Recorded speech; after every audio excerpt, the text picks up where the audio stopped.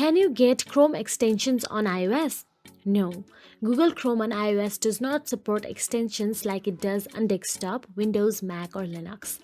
This is because Apple requires all browsers on iOS to use its WebKit engine, which limits certain features including extension support. But we are here with alternative way to use Chrome extension on iOS. While Chrome on iOS does not support extension, Safari does. If you need browser extension on iPhone or iPad, consider switching to Safari and following this step. Open the Settings app on your mobile device. Inside Settings, scroll down till the end and there you will get to see Apps. Inside App, scroll down and tap on the Safari option available there. Now, once you tap on the Safari, you will have to scroll down again and there you will get to see extension option available. Tap extension.